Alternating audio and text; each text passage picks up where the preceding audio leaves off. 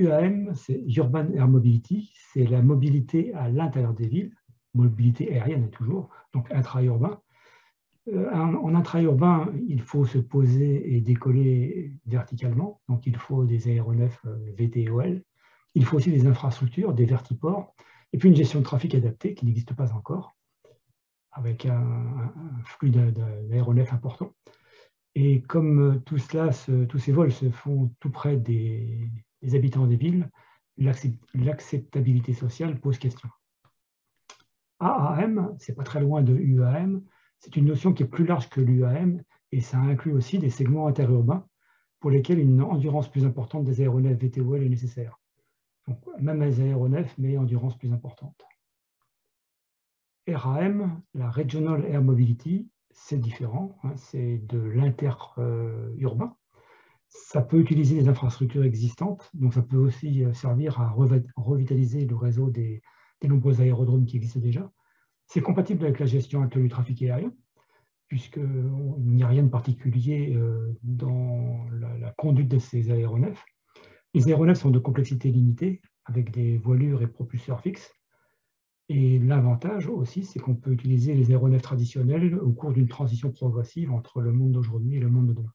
Une petite remarque, Claude. Est-ce que Oui. tu peux parler un petit peu plus fort? Il y a des personnes qui ont du mal apparemment à entendre. D'accord, je vais essayer de parler plus fort et peut-être un peu plus... Oui, ou c'est peut-être ton micro qu'il faut peut-être taper un réglage au niveau de ton micro. Pas de réglage sur le micro, c'est un micro Non, assez bon. simple. Bon. C'est bon, là, je peux continuer ou... Vas-y, continue, Ouais, Claude. d'accord. Alors, le dernier acronyme, ODM, c'est pour On Demand Mobility, mobilité à la demande. Ces missions On Demand ont été proposées par la NASA vers 2010 et elles ont été définies par Mark Moore, qui est un ingénieur de la NASA, qui est ensuite passé chez Uber, qu'on verra tout à l'heure. Donc, cette définition, c'était un moyen de capacité de transport personnel pour lesquelles les particularités du voyage, l'origine, la destination et l'heure de départ sont choisis par l'utilisateur. Donc on voit ici que ça ressemble vraiment à du taxi, au sens où l'utilisateur est maître de tous les attributs du voyage. La faisabilité est en question parce que des aéronefs VTOL, ça nécessite des infrastructures pour décoller et atterrir. Donc il n'est pas vraiment question d'aller au pied de votre immeuble avec un VTOL pour vous déposer. Donc, ces missions on-demand ont été remplacées assez rapidement par des missions dites scheduled, prévues par navette, ce qui fait que le transport est mutualisé. Les origines des destinations sont fixées à l'avance et peuvent donc être équipées avec des infrastructures particulières. Le coefficient de remplissage peut être optimisé avec comme contrepartie une attente possible pour les voyageurs potentiels. Et ça limite aussi les circulations à vide pour optimiser le coût. Pour cet exposé, on va donc se limiter à l'UAM, la Urban Air Mobility, intra-urbaine, le transport de passagers et des navettes avec un taux de remplissage, un coefficient de remplissage le plus élevé possible. Les aéronefs maintenant. D'autres acronymes, ICTOL, ISTOL et IVTOL.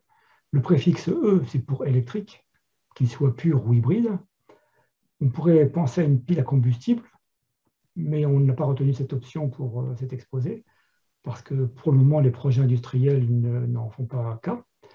Et l'hybridation thermique électrique est inutile pour l'intra-urbain. Les batteries, l'endurance des batteries est suffisante pour assurer les voyages intra-urbains. Maintenant, le détail, le CTOL, c'est pour Conventional Takeoff and Landing, des décollages et atterrissages conventionnels. C'est inadapté aux infrastructures urbaines. Avec un S, c'est pour Short Takeoff and Landing. Là, il s'agit de décollage, atterrissage court. Alors, il y a un industriel qui s'appelle Airflow qui affirme qu'on peut avoir du roulage sur 100 pieds et puis 300 pieds pour la longueur de décollage. C'est contesté et la plupart des spécialistes pensent qu'il faudrait utiliser des infrastructures différentes que celles dédiées à l'UAM, que sont les vertiports. Et enfin, le dernier, VTOL pour Vertical Takeoff and Landing, atterrissage et décollage vertical. Il y a un nombre de projets d'aéronefs qui croît tous les jours pour cette pour cette catégorie d'aéronefs. Pas de moteur thermique, il y a des infrastructures à mettre en place, et puis la gestion de trafic aérien est à définir. On voit ici l'aéronef proposé par Airflow, avec une approche un peu scabreuse, simplement sur l'image. Imaginez les passagers à l'intérieur. Donc, pour notre exposé de ce soir, on va se limiter à l'UAM, la Urban Air Mobility, au moyen d'aéronefs VTOL, décollage électrique, décollage verticaux, pardon, et tous électriques, sans hybridation.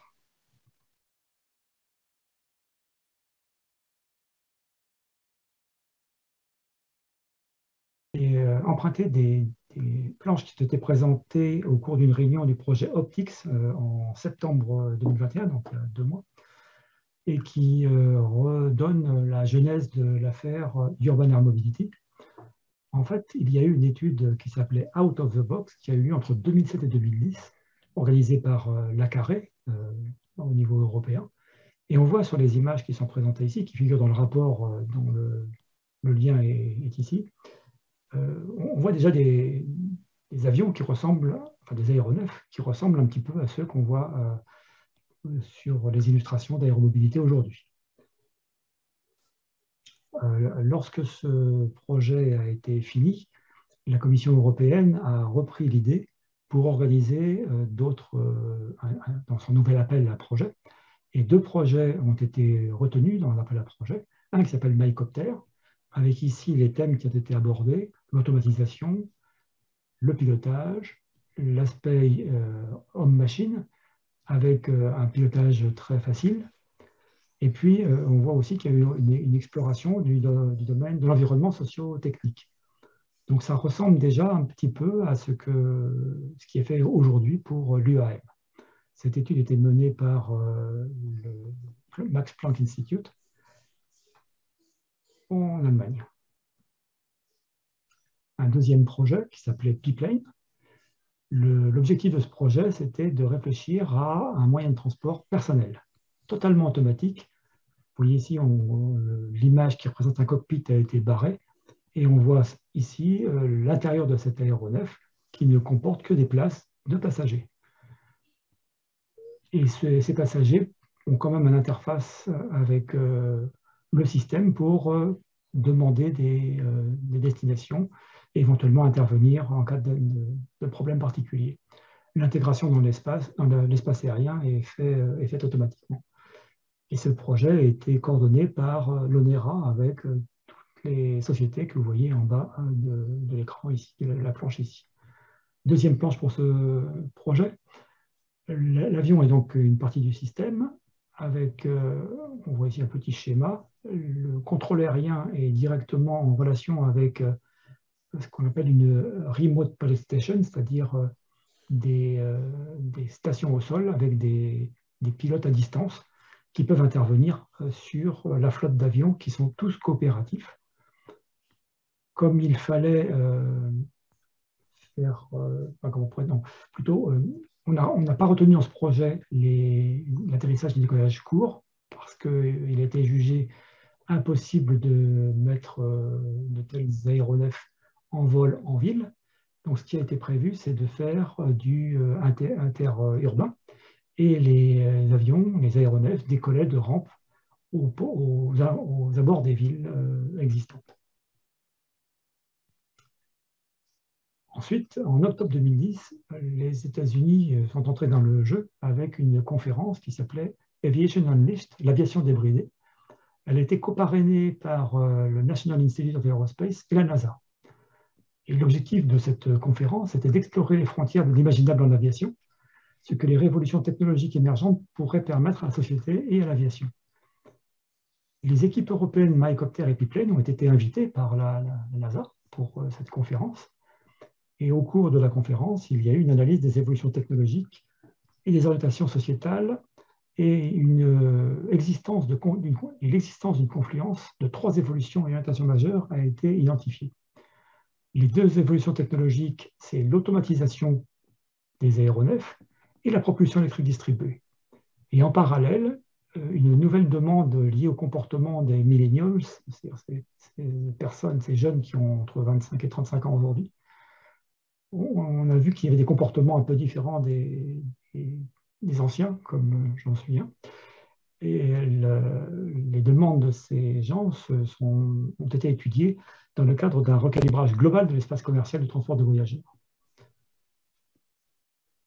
Et la conférence est arrivée à la conclusion suivante. Les nouvelles technologies permettent d'augmenter considérablement l'utilisation de l'espace aérien, donc aujourd'hui, ce n'est pas vraiment le cas, en assurant le fonctionnement sûr, productif et efficace d'aéronefs, ayant divers niveaux d'automatisation et utilisés soit à la demande, soit à horaire fixé à l'avance. Vous voyez, 2010, on voit déjà cette notion de transport à la demande et horaire fixé à l'avance, avec propulsion électrique distribuée et automatisation. Les progrès technologiques qui rendent possible la construction d'une nouvelle classe d'aéronefs, VTOL, les eVTOL, le petit E pour électrique. Et on a vu tout de suite plusieurs centaines d'entreprises avec des dizaines d'approches de conceptions différentes qui ont travaillé avec passion, certaines avec opportunisme aussi, il faut bien le dire, pour faire du concept eVTOL une réalité viable. Alors pourquoi est-ce que c'est intéressant de faire de l'eVTOL? Eh bien, il constitue une alternative à l'hélicoptère classique qui est bruyant. C'est vrai que je ne suis pas très sympathique avec lui, là. Bruyant, inefficace, polluant et coûteux, et pour une utilisation à grande échelle. On voit d'ailleurs que pour le moment, leurs caractéristiques ont rendu leur utilisation urbain plutôt difficile, au moins en Europe. Et on voit que les hélicoptères ne volent pas vraiment, ils n'ont pas d'ailes, ils se battent contre l'air pour rester en l'air, ce qui les rend relativement fragiles en cas de problème. Les émissions polluantes, il n'y en a aucune en opération avec la propulsion électrique sans hybridation. Et les eVTOL paraissent peu bruyants pour opérer dans les villes. Alors là, j'ai pris, mais sans vous le dire, mais c'est écrit en haut de la planche. Il s'agit de ce qui a été fait par Uber, la société qui fait que tout le monde connaît, je n'ai pas besoin de la décrire, qui s'est intéressée assez rapidement à ces taxis électriques, à ces aéronefs électriques pour faire du taxi aérien en ville. Cette société Uber a fait une analyse très complète du problème et a regardé en détail à quoi devraient ressembler les aéronefs capables de faire une telle mission, avec des décollages et atterrissages verticaux, et puis du bruit bien plus faible que celui des hélicoptères d'aujourd'hui. Donc ça a été qualifié, alors je le mets en caractère gras parce que c'est assez vague, un bruit de fond ambiant qui doit être plus fort que le bruit de l'hélicoptère, enfin de l'eVTOL. Et puis ce qui est dit, c'est que le bruit des véhicules électriques est à peine audible. Pour la sécurité, on verra en détail tout à l'heure pourquoi, les concepts eVTOL sont nettement plus sûrs que les hélicoptères d'aujourd'hui. Et cela est dû aux multiples redondances qu'il y a au niveau sustentation et propulsion, avec un nombre d'hélices ou de rotors important, et puis un risque d'erreur humaine réduit par une automatisation très poussée des aéronefs. En 2016, Uber a présenté un papier, un white paper, qui est vraiment le document fondateur d'une grande partie de la réflexion mondiale sur l'UAM, parce qu'il a décrit dans ce document l'ensemble des thèmes à regarder de près pour rendre ce marché possible. Donc, les voies vers le marché des eVTOL ont été identifiées, ont été listées. Les aéronefs ont été décrits au niveau sécurité, bruit, émissions, performance, certification. Les infrastructures ont été aussi décrites avec les recharges des aéronefs, l'entraînement des pilotes, l'entretien. Les opérations aussi, ATM, météo, sûreté et passagers, expérience passager. Détaillé un peu plus loin avec l'expérience de l'utilisateur, comment il fera pour demander son voyage, comment il fera pour embarquer et quelle sera son expérience de vol. L'économie a été aussi analysée en détail avec l'efficacité du mode de transport et puis le modèle économique associé. Et enfin, ils ont tracé les étapes de développement nécessaires. Alors, vous voyez sur le titre, alors c'est la première page du white paper, vous voyez que ce qui est indiqué ici, c'est l'on-demand urban transportation. À ce moment-là, en 2016, c'était encore l'on-demand. Il n'y avait pas de souci particulier pour espérer faire de tels types de transport.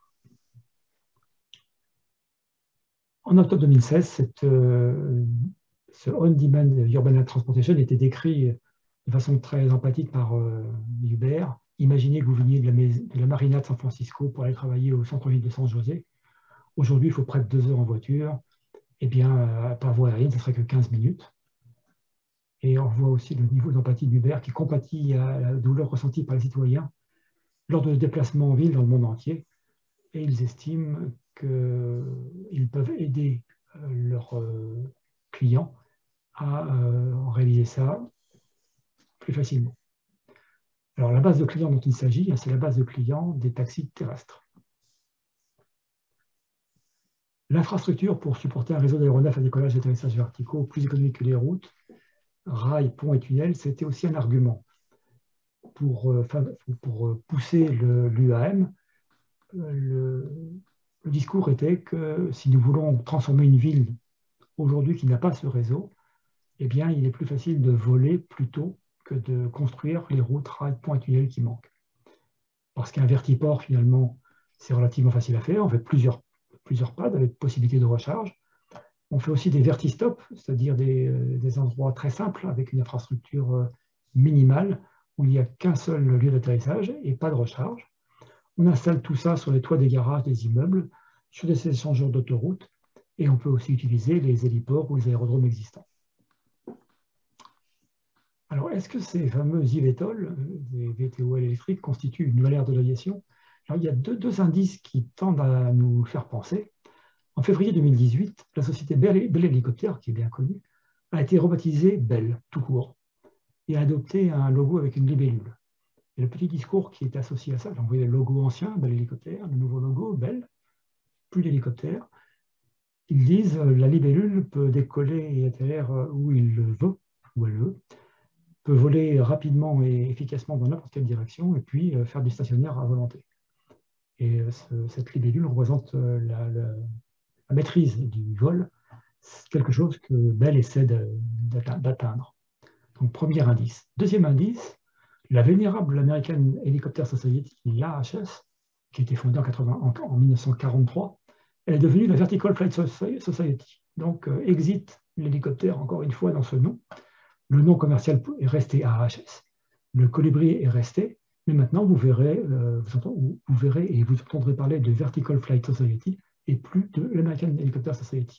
Donc, on a vu déjà un changement. Les hélicoptères ont disparu pour ces deux organisations. Et au forum, à l'Heli Expo 2019, la Vertical Flight Society a mis en évidence, mis en valeur, mis en lumière la révolution des électriques VTOL. Et dès cette année 2019, 150 types d'aéronefs ont été ajoutés au répertoire des avions VTOL. Alors, quelle était la perspective d'Hubert? J'y étais, je déflore un petit peu le sujet ensuite. Je déflore un peu la suite du sujet, pardon. Donc, les piliers de Elevate, qui était la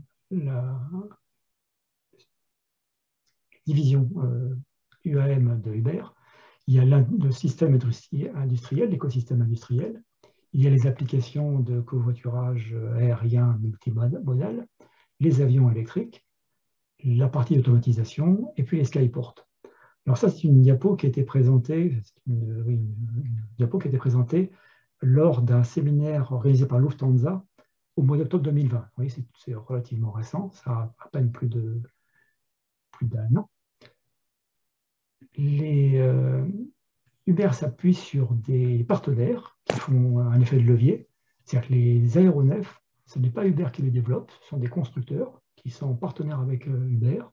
Les infrastructures, ce n'est pas Uber qui développe, ce sont aussi des partenaires qui développent cette partie-là. Par contre, Uber s'occupe de la partie gestion de l'espace aérien et puis évidemment de l'application qu'ils utilisent déjà pour les voitures de covoiturage aérien multimodal. Donc là, on était en octobre 2020.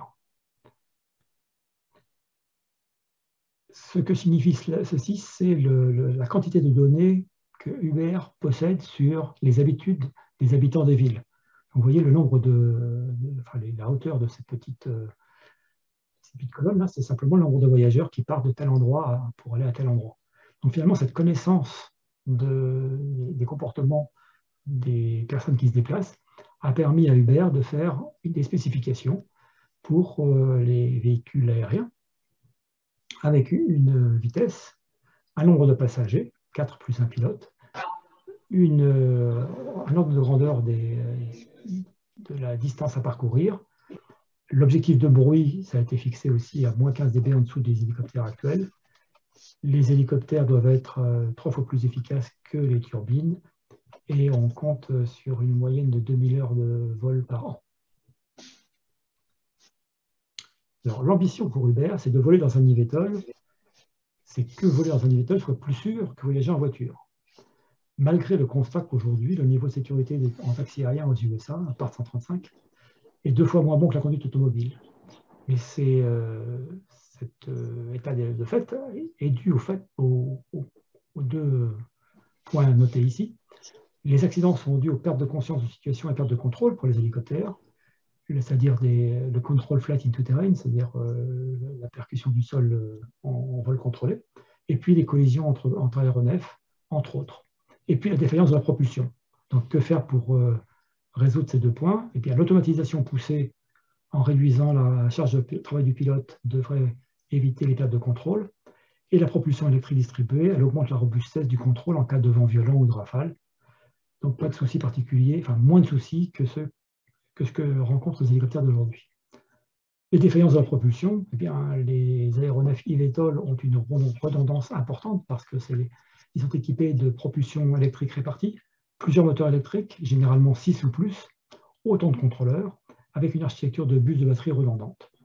Donc finalement, une panne moteur n'est pas catastrophique puisqu'il y a de nombreux moteurs différents.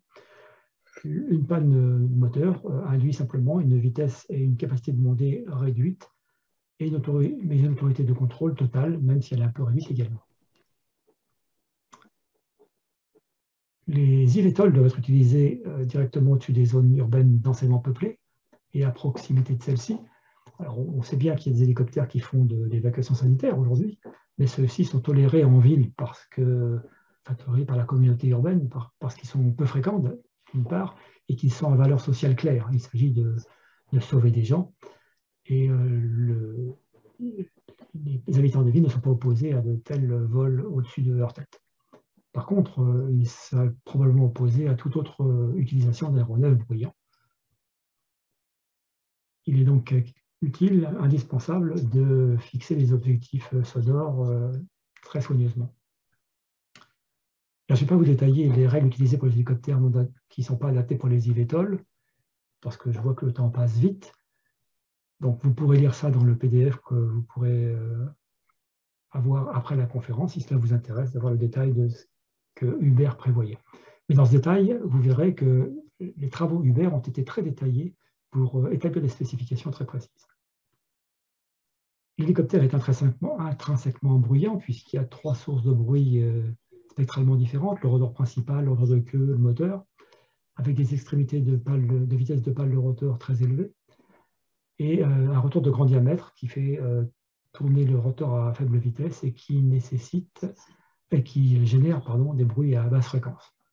Donc ces caractéristiques de l'hélicoptère, elles n'existent pas sur l'eVTOL parce qu'il est équipé de plusieurs petits rotors.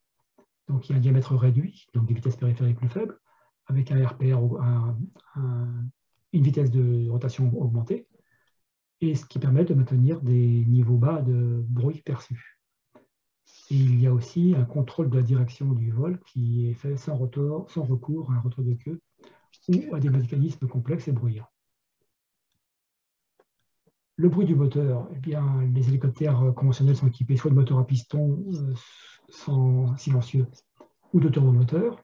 Ils ont des arbres de transmission et des boîtes de transmission de puissance qui sont générateurs de bruit. Donc, vous voyez tout ce qu'on peut éliminer avec les eVTOL. Il est donc décidé de faire, ce qu'a retenu Uber, c'est de faire la propulsion électrique distribuée avec des automatismes. Et les hélices et rotors, alors les 2 mots sont employés, je les emploierai de façon indifférente, bien qu'il y ait une petite discussion pour savoir s'il vaut mieux appeler ces hélices des rotors ou inversement. ces hélices rotors génèrent la sustentation et ou de la poussée. On peut les arrêter s'ils sont inutiles dans une phase de vol. Ils peuvent être orientables. Et il y a la question de l'effet de souffle qui n'est pas tellement développée, pas tellement notée par les promoteurs de l'UAM aujourd'hui. Et pourtant, on sait que pour les opérations du SAMU, il y a un briefing pour les gens qui sont près des hélicoptères pour leur dire attention, si vous laissez des trucs qui peuvent voler près de l'atterrissage de l'hélicoptère, vous voyez ce qui peut se passer. Donc l'effet de souffle, c'est un thème qui peut aborder aujourd'hui et qui sera probablement un peu plus détaillé plus tard dans l'avènement de l'UAM. Alors, les transports, c'est une plus grande source d'émissions. On est toujours dans les travaux Uber, hein, c'est-à-dire que Uber avait aussi regardé cet aspect des choses qui est très à la mode en ce moment. C'est une grande source d'émissions de gaz à effet de serre aux USA pour près de 1,8 milliard de tonnes de CO2, soit 26% du total des émissions. Et les communautés urbaines sont naturellement préoccupées par la pollution, par le plomb dans les carburants et par les émissions de particules d'une large éventail de solutions de transport dans et au-dessus de leur ville. Donc, toute nouvelle forme de transport urbain, de masse, doit être clairement écologiquement responsable et durable. Les eVTOL, ils constituent une solution de transport intra-urbain et interurbain convaincante parce qu'il n'y a pas d'émissions de carbone en vol. Il y a toujours la génération d'électricité qu'il faut faire, bien sûr. Et ces émissions de carbone seront d'autant plus réduites que les services publics utiliseront de l'énergie décarbonée, comme on le fait on le fait en France avec le nucléaire et puis le mix éolien, solaire, nucléaire pour générer l'électricité du réseau. Les performances. Les eVTOL, ça peut décoller avec une montée rapide parce que les moteurs électriques prennent leur régime très rapidement sur une trajectoire à forte pente pour atteindre une altitude de croisière de quelques milliers de pieds. Ils peuvent décélérer et atterrir verticalement à la fin du voyage. Et puis, les besoins limités de vol stationnaire de durée supérieure à 1 minute ont été constatés parce que la plupart des transitions verticales de décollage et d'atterrissage ont lieu à environ 30 secondes. Ce qui était demandé pour les industriels qui faisaient des projets d'aéronefs, c'est qu'il fallait faire 2 voyages de 50 nautiques à la vitesse maximale avec suffisamment d'énergie pour 2 décollages et atterrissages, tout en respectant les réserves classiques du vol IFR. La vitesse de vol était demandée entre 240 et 320 km/h. Comment fait-on pour les recharges? Alors, vous avez là un schéma qui a été proposé par Uber. Un premier vol, très court, une recharge de batterie, et ainsi de suite. Alors, ce n'est pas le seul, c'était juste un exemple pour montrer que Uber est allé jusqu'à la description des cycles de charge-décharge. Le nombre de passagers et donc la charge utile détermine la taille du véhicule. Et pour les opérations initiales, on a bien été obligé de se résoudre à utiliser un pilote, ce qui réduit d'autant la charge utile du véhicule. Au fil du temps, il est prévu que les eVTOL deviennent entièrement automatiques, et cela grâce à la validation finalement de leur fonctionnement sûr au travers de leur vol piloté. Évidemment, un VTOL à 2 places est un minimum parce qu'il faut un pilote, il faut quand même un seul passager, un passager au moins plutôt, pour que le vol serve à quelque chose. Capacité idéale donc pour cet taxi aérien, 2 à 4 passagers, y compris le pilote, avec les opérations, comme je vous l'ai dit, avec un pilote seul pour le court terme, possibilité de diminuer le coût avec les opérations en navette, tous les sièges occupés, augmentation du nombre de passagers, 5 à 6, vraisemblablement impossible aujourd'hui, bien que Lilium, pour ne pas le citer, envisage déjà des aéronefs avec un nombre de passagers plus grand que 4. Évidemment, d'un point de vue économique, plus les passagers, plus le prix par passager, plus le coût par passager est faible.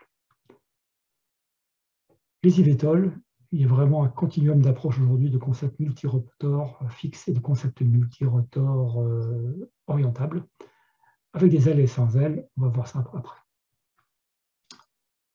Uber a aussi regardé l'aspect héliport. Vous voyez ici un petit schéma de vertiport sur un échangeur d'autoroute, avec un détail plein d'EHPAD. dans des ports, au-dessus des immeubles. Donc vraiment, tout a été regardé avec les centres de maintenance, de stockage, les centres d'opération pour gérer la flotte, les ressources humaines, etc. Et quand vous voyez les industriels aujourd'hui, c'est assez peu fréquent de trouver des descriptions aussi précises de l'ensemble du système qui permet à ces eVTOL de fonctionner. En décembre 2020, il y a eu un événement que peu de personnes attendaient. Uber jette l'éponge. Il vend son business de taxi aérien. Alors, on ne sait pas trop ce qui s'est passé. Uber a décidé d'investir dans Joby Aviation, 75 millions. Il avait déjà investi 50 millions en 2020. Et puis, dans le même temps, Joby Aviation acquiert la filiale de taxi aérien de Uber. Donc, on a l'impression que c'est quasiment un don, puisque la division aérienne coûte en gros moins cher que ce qui a été investi par Uber dans Joby Aviation.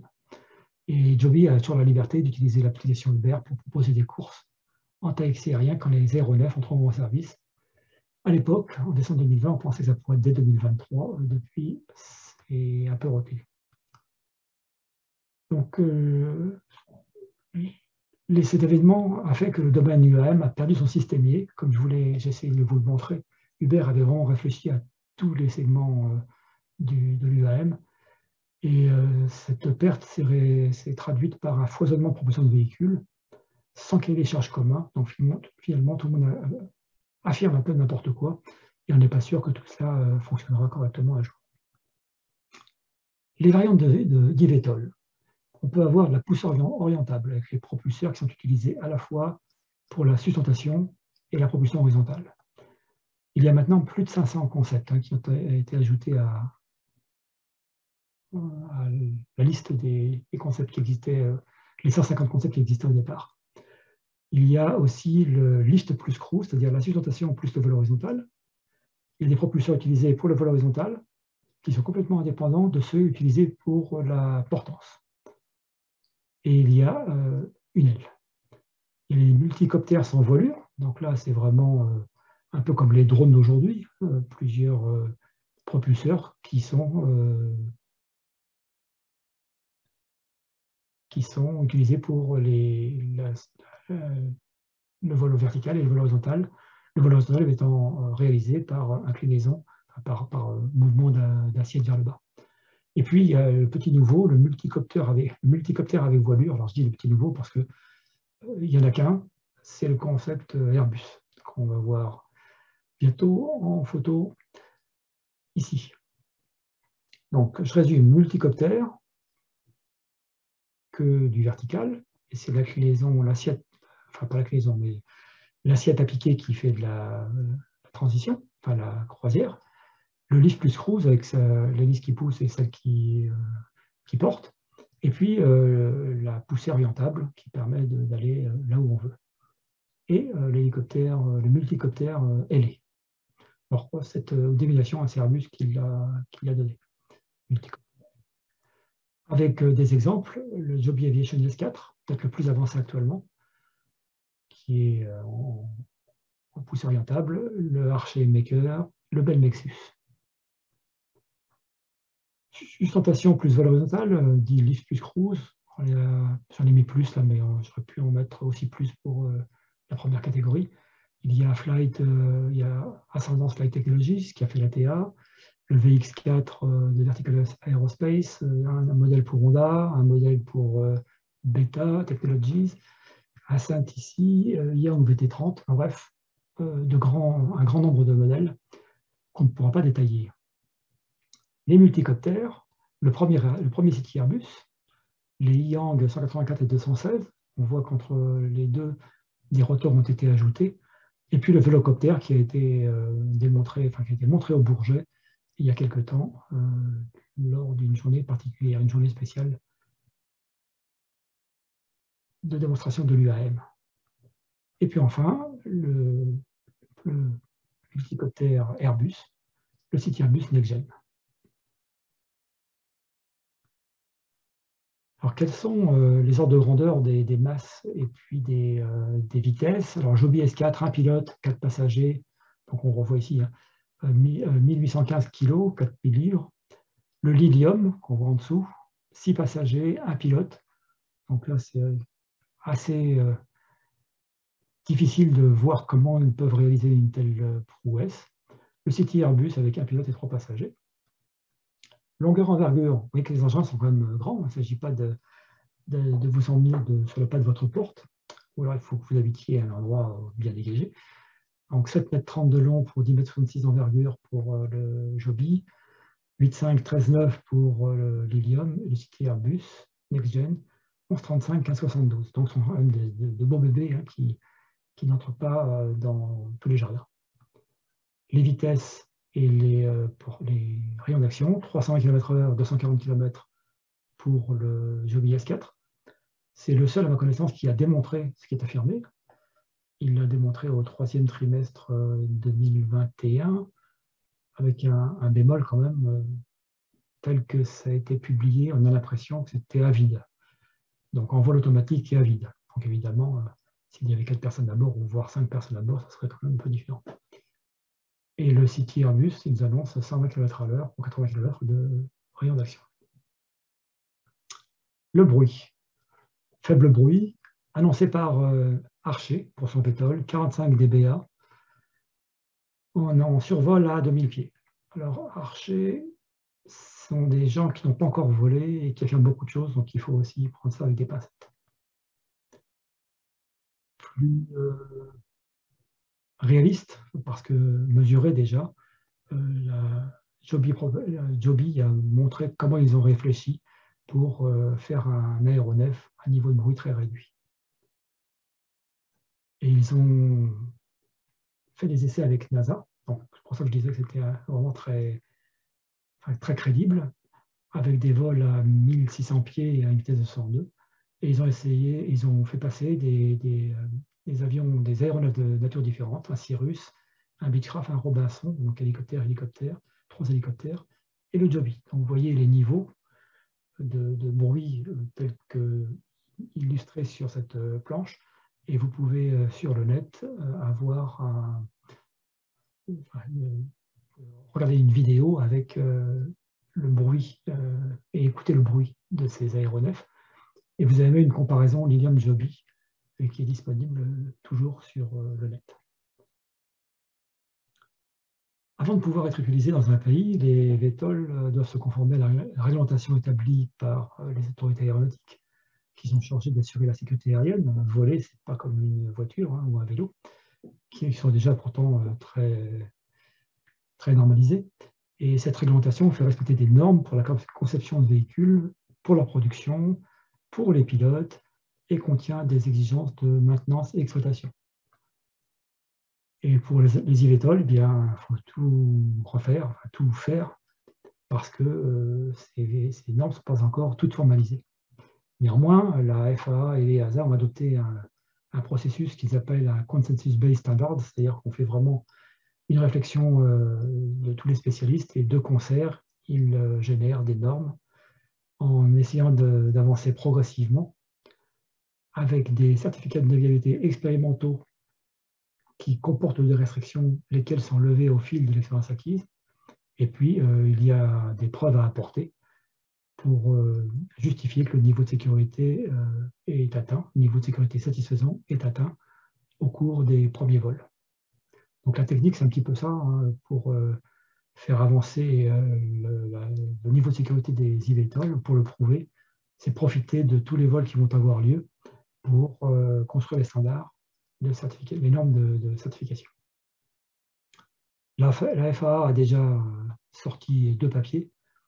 Le premier, le G1, qui donne les exigences de navigabilité et environnementale pour atteindre la certification de type FAA. Et puis un deuxième, le G2, qui expose comment se conformer aux exigences de certification établies dans le G1. Donc c'est le truc classique hein, qu'on connaît déjà pour les aéronefs d'aujourd'hui.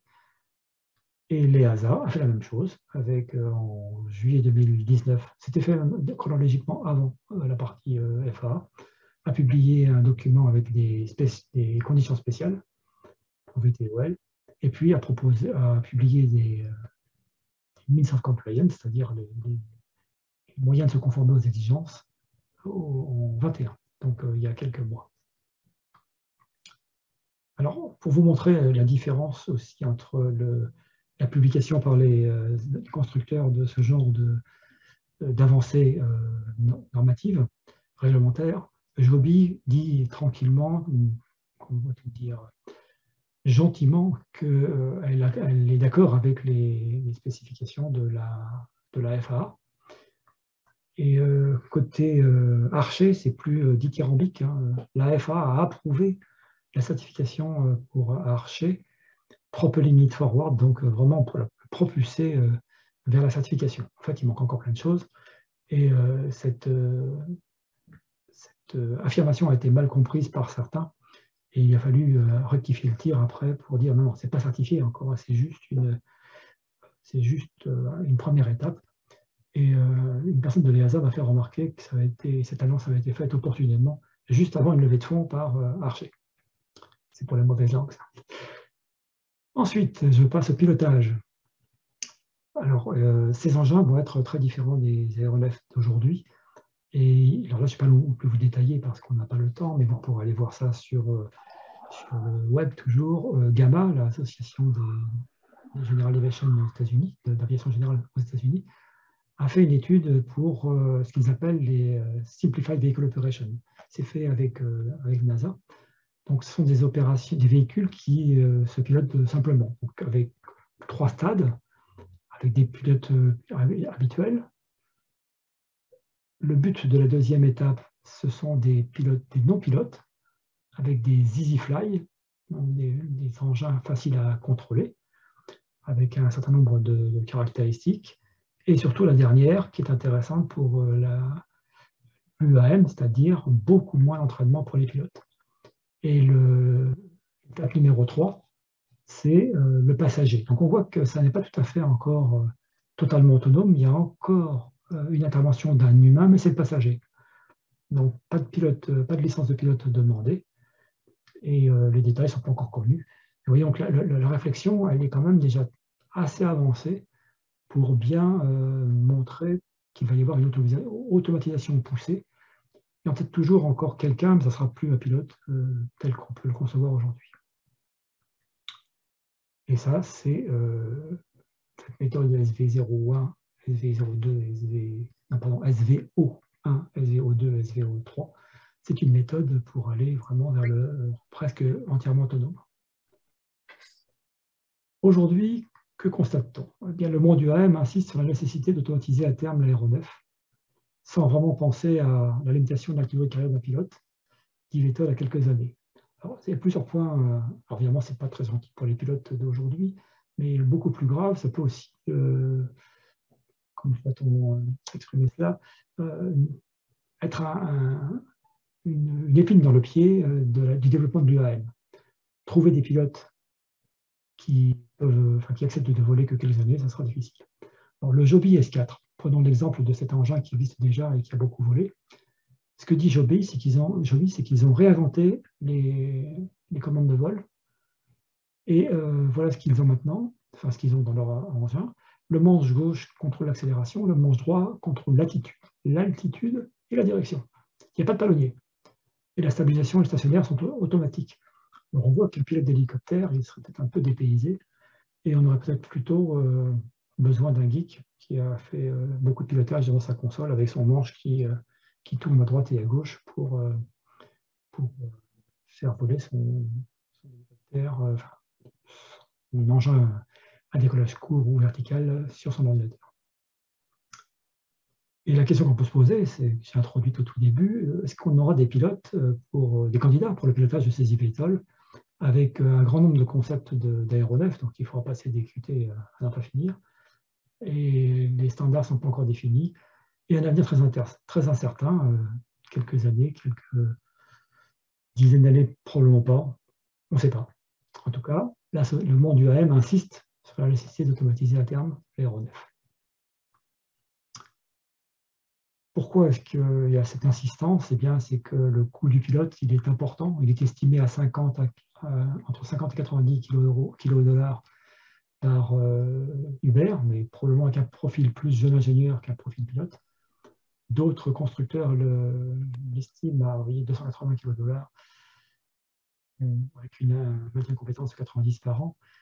Donc, lorsqu'on veut faire une étude de coût et en conséquence une étude de prix de l'utilisation des eVTOL, ce n'est pas très facile, même quasiment impossible.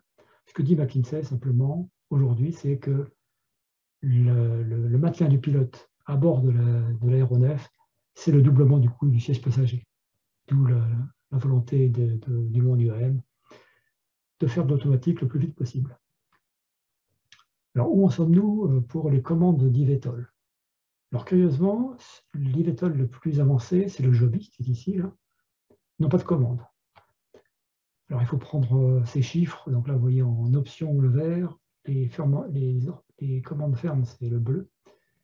On voit qu'il y a beaucoup de choses qui sont annoncées, mais ces résultats sont à prendre avec des pincettes. En tout cas, il y a très peu de commandes fermes annoncées aujourd'hui. Et curieusement, encore une fois, Joby n'en lance pas. Si vous cherchez bien sur le web, vous trouverez aussi ce que SMG Consulting publie. Ils ont inventé un AAM Reality Index pour qualifier les différents projets en cours. Et vous voyez ici que l'ARI, cet index, il vaut 10 si le produit commercial est produit à raison de milliers d'unités par an. Et on voit qu'ils annoncent 8,4 comme indice pour Joby, alors qu'il n'y a encore pas de commande. Donc, vous voyez, la dynamique UAM aujourd'hui, elle est un peu fondée sur des affirmations qui ne sont pas toujours très étayées.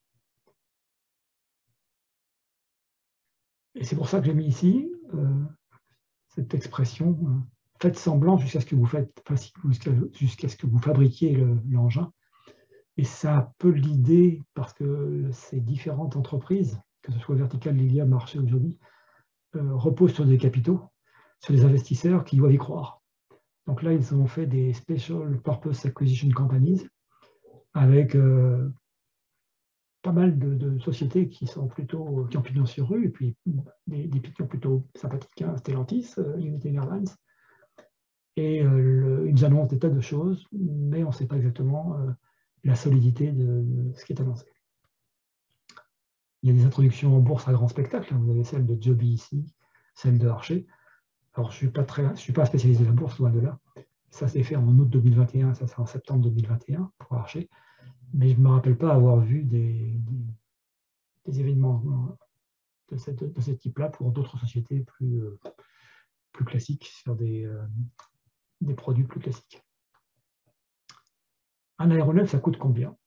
Quand on écoute Joby, son S4, ça serait 1,3 million de dollars, avec une perspective de division par 2 dans le futur. Pour l'Ilium, 2,5 millions par véhicule. Et pour un autre véhicule coréen, le Butterfly, c'est 2,6 millions par véhicule. Donc c'est moins coûteux qu'un hélicoptère conventionnel, mais ça reste quand même très cher. Qui va financer l'acquisition? Alors au début, on a tous pensé que le taxi routier Uber, c'était le modèle finalement. Le chauffeur Uber, il achète sa voiture à crédit, et puis il s'en occupe. Là, on ne voit pas trop un pilote dépenser 1,3 million de dollars pour acheter un véhicule. Donc le modèle taxi routier Uber, il n'est pas valide. Et il est d'autant moins valide que l'entretien, entretenir un aéronef, ce n'est pas comme entretenir une voiture. Les stations-service sont à créer. Ce n'est pas comme un garage qui peut entretenir un véhicule Uber, enfin une voiture Uber d'aujourd'hui. Et ça ressemblera de façon plus proche. Ça sera plus proche que de l'entretien d'un avion de ligne que de celui d'un véhicule routier. Alors, l'infrastructure maintenant, les vertiports.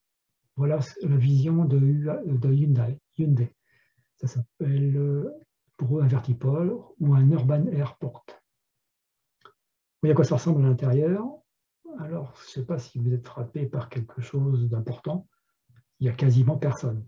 Alors, ça ressemble un peu à un salon VIP, mais sûrement pas à la station de RER qui permet d'alimenter un aéroport. Là, la vision Yang, donc leur véhicule est pliable, ce qui est bien pour le stocker ici, là, pour la partie hangar. Vous voyez un immeuble avec plusieurs étages. La vision volocoptère, donc plutôt les toits des immeubles, puisqu'ils utilisent des villes européennes avec assez peu de place ailleurs que sur les toits. Une entreprise a été créée, c'est Skyport, et qui s'annonce comme étant le développeur et l'opérateur d'infrastructures sol pour l'industrie AAM émergente, avec des investisseurs comme la compagnie de chemin de fer allemande, l'ADP, et puis deux autres intervenants. Et ce qui est attendu de la part de la FAA, c'est de faire une advisory circulaire pour décrire ces aéroports. Combien ça coûte? 4 à 5 millions d'euros, si on en croit Edward, je sais pas comment ça se prononce, je ne vais pas l'écorcher, le DG exécutif d'ADP. Et puis une autre boîte de consulting prévoit compris entre 3,5 et 12 millions de dollars pour une grande ville. Qui va financer la construction de ces infrastructures? C'est une bonne question, je n'ai pas la réponse. Lorsque cette question est abordée dans des différents forums, eh bien, ça reste sans réponse parce que, évidemment, ceux qui poussent l'UAM aimeraient bien que ce soit le public qui investit, mais il faudrait que ce soit valable, il faut que ce soit utilisable par tout le monde, et ce n'est pas vraiment le cas aujourd'hui, si l'on en croit les coûts annoncés. Qui va exploiter les vertiports? Peut-être des entités comme ADP ou Skyport, des chambres de commerce, comme celles qui interviennent pour les aéroports régionaux aujourd'hui, des collectivités locales, des entreprises privées. Donc, vous voyez, deux questions importantes, et pas faciles à résoudre, le financement et l'exploitation. Et puis ensuite, qui va financer l'exploitation? Alors là, on a indiqué les utilisateurs au travers de redevances. Alors, j'ai pris pour illustrer la liste ADP pour la période tarifaire 2021, 1er avril 2021 au 31 mars 2022, la liste des redevances, parce qu'il faut payer pour l'atterrissage, pour le stationnement, une redevance par passager, une redevance pour la mise à disposition des banques d'enregistrement, une pour la mise à disposition des installations de traitement de bagages, pour la fourniture d'électricité, pour le dégivrage, mais là, ce n'est pas le cas, pour les personnes handicapées, la circulation, les services d'eau. Donc, vous voyez, de nombreuses redevances existent aujourd'hui et il ne faut pas les oublier lorsqu'on parle d'aéromobilité urbaine. L'intégration dans l'espace aérien. La FAA a proposé un concept avec les espaces aériens tels qu'ils sont faits aujourd'hui et en séparant les trafics UAM et UTM. Donc les trafics drones restent en dessous de 400 pieds et les trafics UTM volent au-dessous avec des couloirs qui sont prévus à l'avance, qui lui sont ouverts seulement si les aéronefs classiques n'utilisent pas cette partie de l'espace aérien. Si on prend la Corée, on a à peu près le même type de... Je n'ai pas tout compris ce qui est écrit là, je n'ai pas compris du tout. En tout cas, ce qu'il faut voir, c'est qu'ils ont séparé aussi les trafics UAM et UTM, comme c'est illustré ici. Et ils vont aussi faire des vertiports avec des couloirs fixes.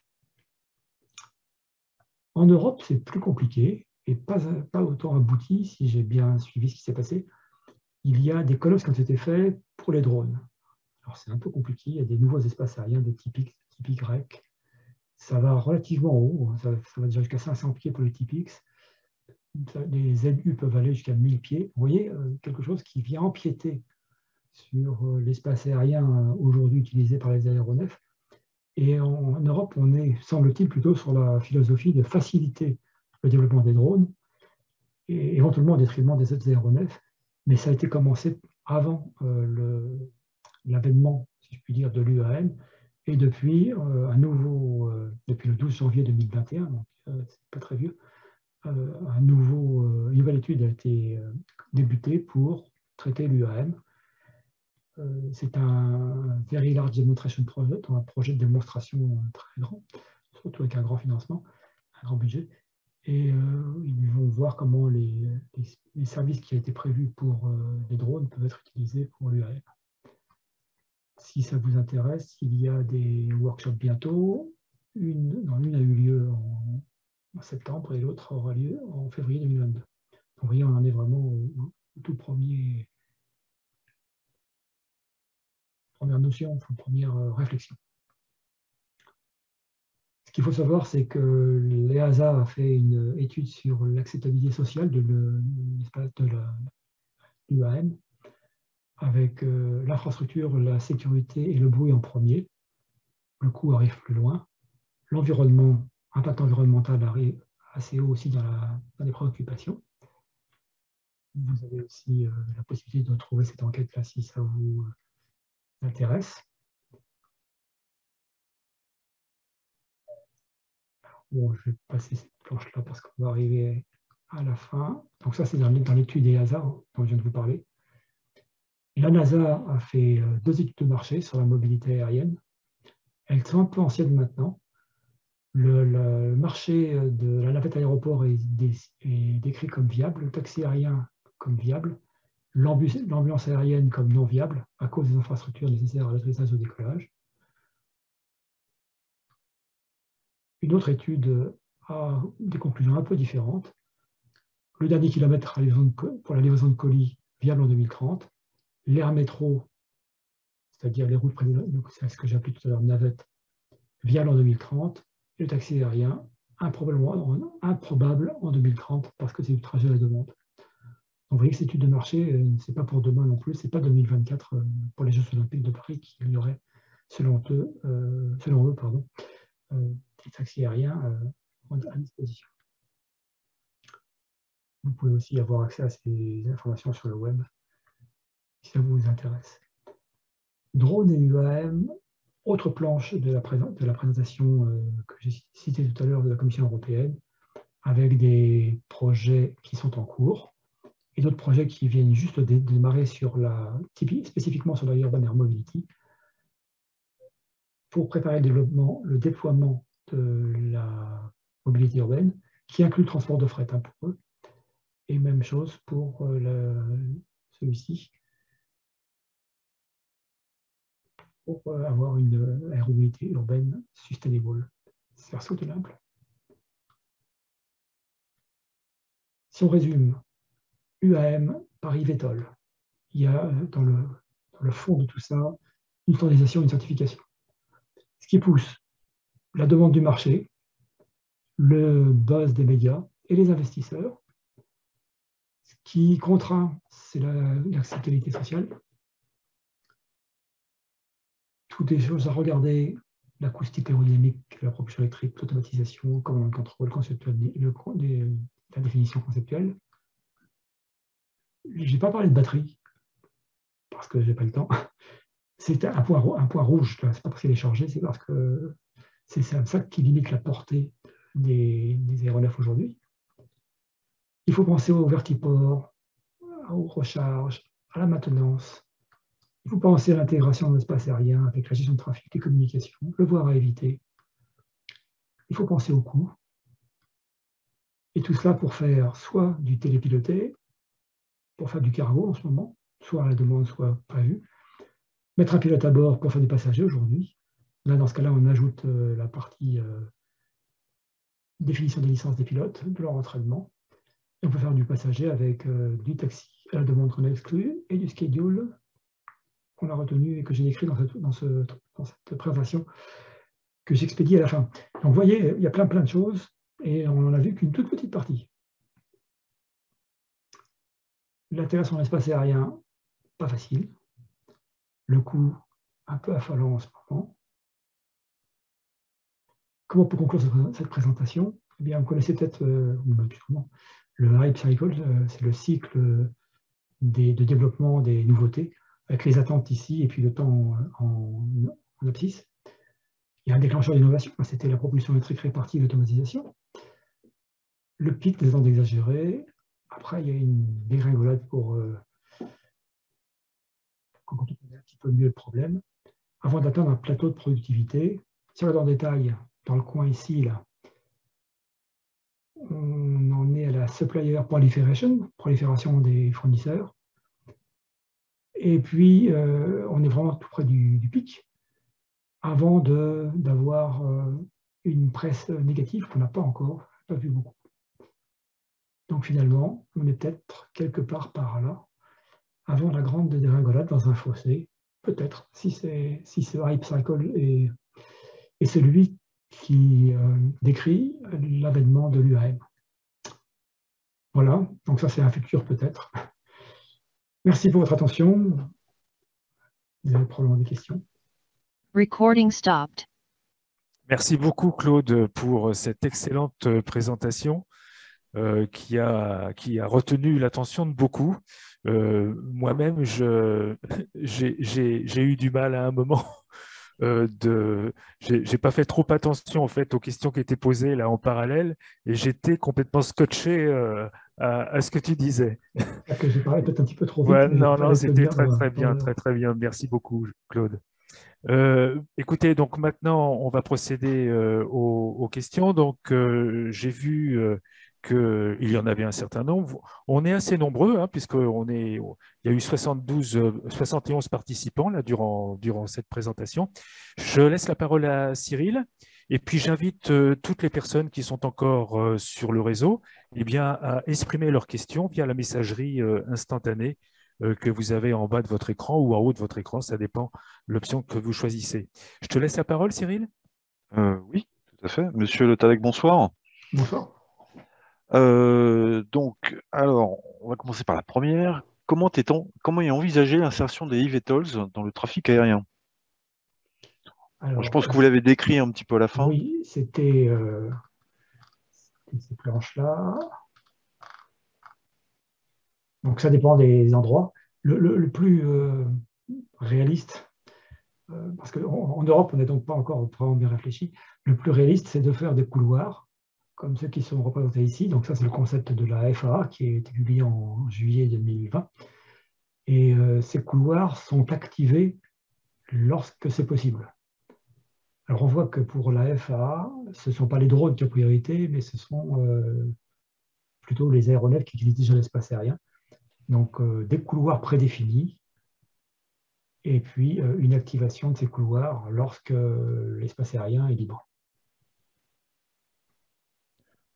Ok. Alors, y a-t-il des eVTOL avec ou sans pilote prévus en vol IFR? Alors, le vol IFR, ce n'est pas très applicable en ville, hein, si on prend les règles d'aujourd'hui, parce que le vol IFR, c'est donc l'annulation IFR, c'est Instrument Flight Rules, donc il faudrait utiliser autre chose, parce qu'il ne faut pas être à moins de 8 km d'obstacle pour faire du vrai IFR. Donc on a parlé d'un nouvel IFR pour ces engins-là, mais qui n'est pas encore défini. En revanche, les conditions de vol aux instruments, c'est-à-dire l'IMC, c'est-à-dire l'Instrument Meteorological Condition, ça sera vraisemblablement nécessaire parce que quelquefois le haut des immeubles est dans le brouillard et il faudra bien être capable de voler sans visibilité. Alors on pourrait considérer que le véhicule l'aéronef ne volera pas quand il y a des conditions mauvaises, mais ça met en péril le concept global, parce que si vous voulez prendre un avion en utilisant un eVTOL pour vous rendre rapidement à l'aéroport et que justement ce jour-là, ça ne vole pas, ça n'est pas très viable comme solution. Sauf éventuellement si l'eVTOL est totalement automatisé. Oui, mais par contre, l'anticollision avec d'autres aéronefs, il faudra trouver une solution. D'accord. Mais pourquoi pas, oui, effectivement. Si c'est totalement automatisé, ça serait possible. Alors, il y a une autre question sur les conditions météo. Quelles seraient les conditions météo clouant au sol ces véhicules? Pour le moment, il n'est pas prévu de dégivrer, premier point. Et deuxième point, ce qui va être utilisé pour les débuts, c'est faire du vol VFR. Donc les conditions VFR classiques. Ou VFR spécial plutôt, c'est-à-dire même avoir des visibilités de 1,5 km, pour prendre cet exemple-là seulement. D'accord. Alors, pour la recharge électrique, change-t-on la batterie ou est-ce qu'on recharge celle-ci? Et en combien de temps? Les deux concepts sont possibles. Je crois que pour le moment, Volocopter fait du changement de balle de batterie et la plupart des autres font de la recharge. D'accord. À quel horizon pouvons-nous imaginer un marché UAM, vu les contraintes techno, coûts, sécurité? Vous en avez parlé tout à l'heure. Quelqu'un a mentionné 2040, c'est à peu près ça. Alors, si on est pessimiste, on va répondre un peu brutalement, jamais. Parce que la question qu'on peut se poser, c'est est-ce bien raisonnable de faire ce genre de transport qui coûtera nécessairement plus cher qu'un taxi routier. Quand on compare le taxi routier, il vient vous chercher devant chez vous. Le trottoir existe déjà. Il vous emmène à l'aéroport, à la bonne aérogare, qui existe déjà. Il y a la station de taxi qui existe, ça coûte pas cher.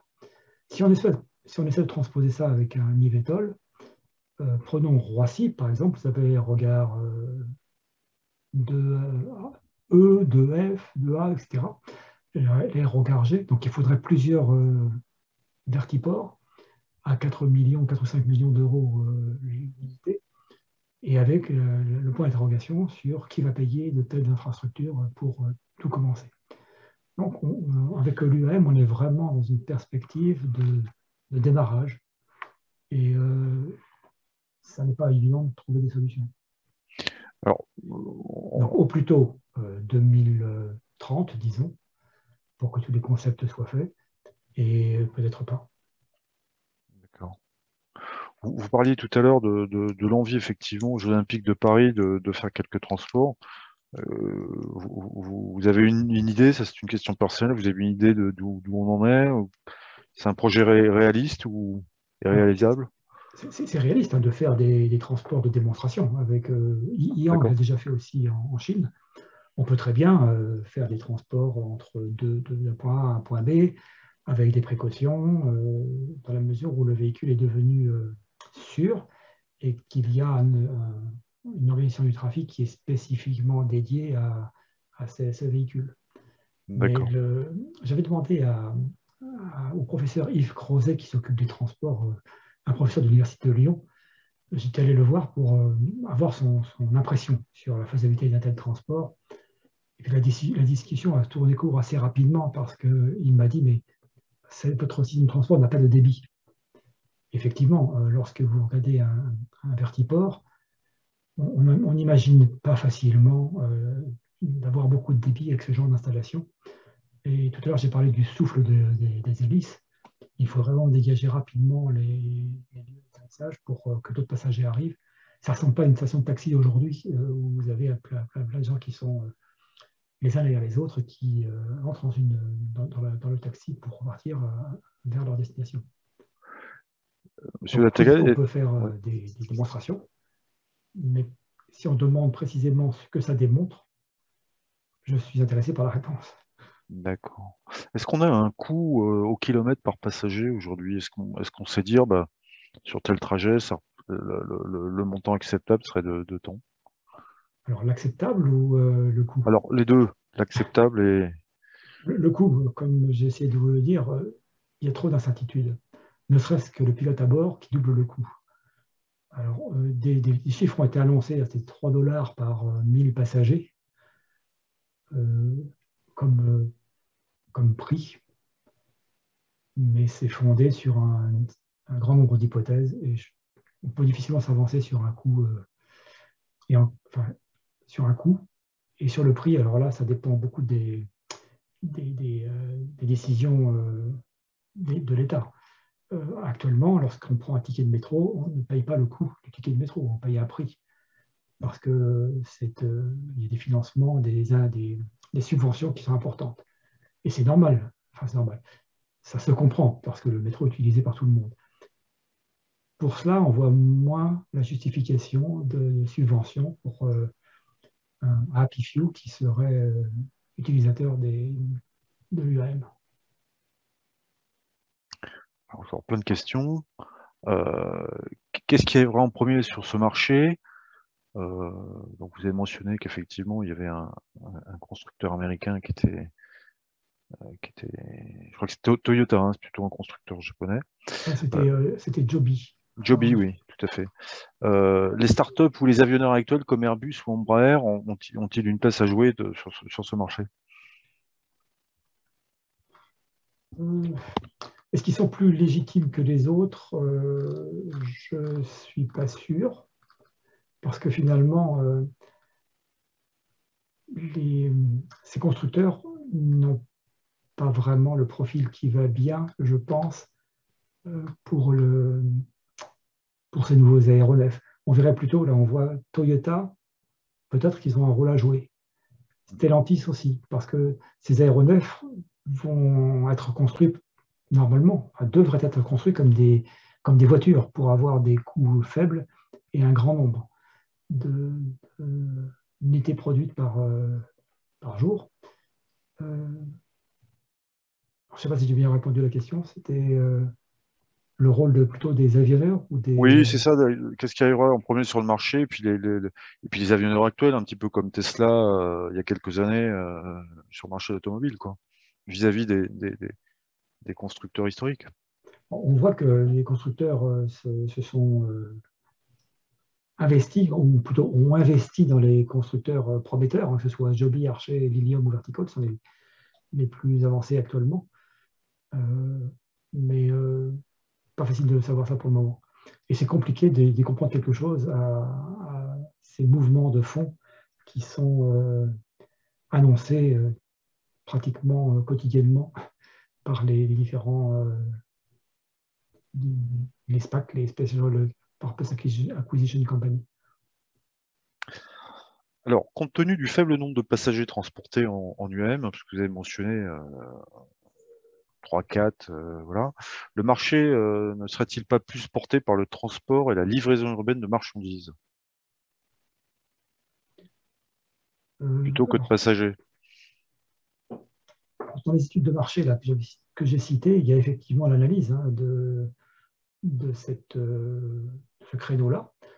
Effectivement, c'est un créneau intéressant, mais est-ce qu'il est capable de supporter le coût dont on a parlé? Je ne suis pas sûr, parce qu'il faut avoir des marchandises de très haute valeur. Oui. Quel type de licence aujourd'hui envisagée pour piloter un eVTOL? C'est pas encore, c'est pas encore au défini. point. Non. On ne Est-ce que connaît c'est même pas encore le profil. Comme j'ai mis tout à l'heure dans la planche, on ne sait même pas quel est le profil du pilote. C'est probablement pas, enfin, plutôt un pilote d'hélicoptère d'aujourd'hui. On n'est pas vraiment sûr que ce serait intéressant pour lui de devenir pilote du AM. Et inversement, ce ne serait pas très intéressant pour un opérateur du AM de prendre la clé d'hélicoptère qui serait surdiplômé pour ce qu'on va faire avec lui. Il ne volera qu'à basse altitude dans des couloirs avec une automatisation poussée. Donc son habileté, sa connaissance de l'espace aérien, etc., tout cela ne serait pas mis à profit. D'accord. Alors le pilote pourrait-il être à bord, une autre question, ou au sol? Je pense qu'elle est plutôt au sol, plutôt dans le cas d'une future automatisation. Est-ce que ça sera totalement automatisé ou est-ce qu'un pilote au sol sera là pour surveiller un petit peu comme on le fait aujourd'hui au niveau des drones? Alors, Je la pense dans question, l'armée. elle est même plus large que ça finalement, parce que lorsqu'on prend le contrôleur d'aujourd'hui, il parle au pilote par VHF pour lui donner des instructions. Si le pilote est au sol, ils peuvent se parler directement. Et pourquoi le contrôleur ne serait pas aussi un pilote? Alors, cette question, enfin, ce point a fait débat il y a quelques années lorsqu'on a étudié le transport aérien futur dans un projet européen, parce que les deux corporations n'ont pas envie de se remplacer l'une l'autre. Et là, on peut vraiment se demander si finalement il n'y aurait pas une gestion complète par une entité unique des trajectoires. Et il n'y aurait d'ailleurs que la trajectoire à gérer finalement, puisque le véhicule se comporterait correctement tout seul. Alors justement, une question qui à mon avis, est adjacente à celle-là, c'est lors des vols sans pilote, un incident déclencherait-il un pilotage à distance de l'eVTOL par un pilote chevronné? Une reprise à distance par un pilote chevronné? Alors, à mon avis, c'est peu probable, parce que finalement, pour être pilote, enfin, chevronné ou pas, la question n'est pas tellement dans celle-ci, c'est un pilote, quel qu'il soit, il faut qu'il ait une bonne connaissance de la situation pour pouvoir agir. Et lorsqu'il est au sol, c'est quand même pas très facile, en particulier s'il y a un problème. Donc, la question, on pourrait l'inverser. Un pilote au sol, chevronné au sol, aurait-il suffisamment d'informations pour agir correctement? D'accord. Y a-t-il des tests concernant les turbulences de sillage générées lors des phases lift et croisière? Pour le moment, il n'y a que très peu d'aéronefs qui existent, hein, puisque le seul qui existe, c'est celui de Joby, le S4. Et je ne pense pas qu'ils aient fait d'essais de turbulence de sillage pour le moment. D'accord. Mais c'est une bonne question, parce que ça revient à la remarque faite tout à l'heure sur la densité de circulation pour ces engins. On pourra difficilement avoir des véhicules qui se posent chaque minute sur un vertiport. Alors, il y a une question, c'est vrai, qui porte plutôt sur le marché.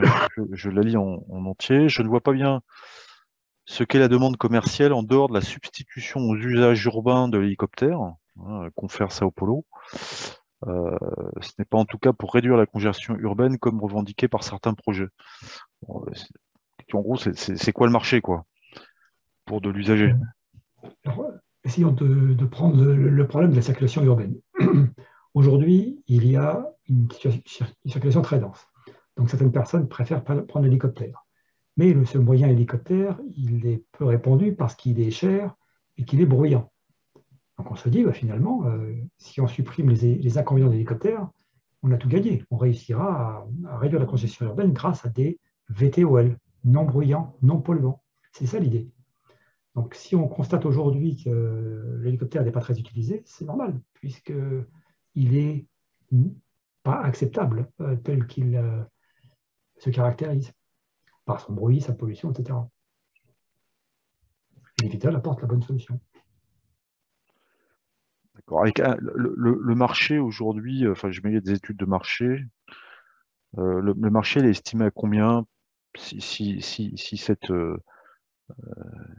ces nouvelles habitudes prenaient une place dans les 10, 15 années? Est-ce qu'on a une idée du marché européen, mondial, en nombre de passagers? Alors, si on demande ça à un constructeur d'IVTOL, je pense qu'il y aura une réponse avec un chiffre très élevé. Moi, je préfère ne pas en donner parce que les études de marché sont très, très variées. Et ce qui est vraiment le point principal, c'est le coût. Si on peut aller à Roissy depuis son domicile en un quart d'heure, mais que ça coûte je sais pas, 500 €, finalement, on préférera partir un peu plus tôt par le RER. Ouais. Donc, il y a des transports qui demandent de la rapidité. Et là, je reviens à l'exemple, à ce que j'ai dit tout à l'heure sur Yves Crozet. Yves Crozet a travaillé sur une méthode qui s'appelle la valeur du temps. C'est-à-dire qu'on essaie d'estimer quelle est la valeur du temps pour un individu donné. Si vous prenez je sais pas, Bernard Arnault, je suppose que la valeur de son temps est très importante parce qu'il ne peut pas en perdre. Par contre, la personne qui va se dorer le torse au Baléares, finalement, il peut aller à l'aéroport en beaucoup plus de temps, c'est pas ça qui va être gênant. Donc finalement, si on a des personnes à valeur de temps élevée, on avait calculé en 2019, on a fait un petit calcul, c'était 140 € je crois à l'époque l'heure. Si votre valeur du temps dépasse 140 € l'heure, l'UAM pourrait être intéressant. Mais c'était une époque où on pensait que c'était tout automatique, hein, alors que là, c'est déjà 2 fois ça. D'accord. Alors, j'ai une dernière question. Le signalement électronique de l'eVTOL serait-il fait par un système de type transpondeur radar, comme pour un aéronef standard, ADS-B comme pour un drone ou autre? Alors, la DSB n'est pas seulement faite pour les drones, hein, tous les aéronefs ont de la DSB, même si les pilotes ne le savent pas toujours. Le transpondeur, c'est quelque chose qui existe encore, mais qui sera remplacé au fil du temps par la DSB. Donc, les eVTOL transmettront leur position détaillée, c'est-à-dire avec quelque chose du type de la DSB plutôt que du transpondeur radar. D'accord. Et puis une question sur la consommation. Quelle est la consommation des batteries en phase de décollage par rapport à l'autonomie? C'est quoi le ratio à peu près? Là, je ne sais pas non plus. Je n'ai pas les éléments pour le dire. Ce qu'ils essaient de faire, ils sont bien conscients du fait que le décollage est très pénalisant sur l'autonomie des batteries, sur l'endurance des batteries. Donc, on va l'exprimer peut-être en pourcentage, mais on n'a pas suffisamment de détails aujourd'hui pour dire ça. Et je pense que les industriels doivent conserver ça confidentiel parce que c'est quelque chose qui permet de bien caractériser l'endurance de ces véhicules. Oui, puis la particularité de chacun. Ouais. Écoute, Patrick, il n'y a pas d'autres questions. Écoute, c'est super. Bravo. Voilà. Merci Cyril. Merci Claude. C'était une excellente conférence là, qui a intéressé tout le monde, je crois.